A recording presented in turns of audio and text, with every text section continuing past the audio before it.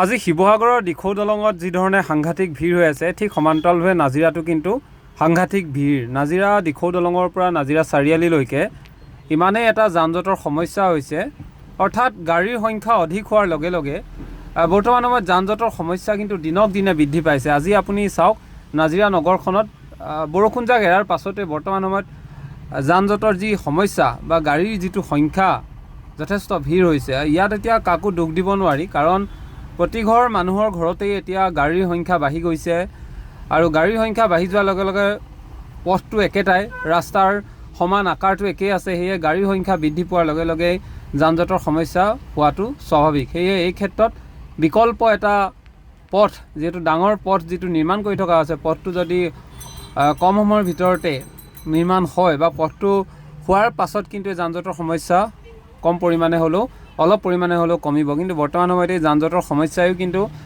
জনসাধাৰণক পূৰ্বৰ তুলনাত এতিয়া ভাৰাক্ৰান্ত কৰা পৰিলক্ষিত হৈছে। সময়ত কোনোবা এটা অনুষ্ঠান বা কিবা এটা প্ৰগ্ৰেমলৈ বা অফিচলৈ ওলাই আহোঁতে আপুনি যদি সময়তকৈ আগেয়ে ওলাই নাহে, তেনেহ'লে আপুনি সময়মতে পোৱাৰ সম্ভাৱনা কিন্তু খুব কম হয়। এইধৰণে এতিয়া আপুনি এই ট্ৰেফিক পাৰ হ'বৰ কাৰণে বহু সময় ৰ'ব লগা হৈছে।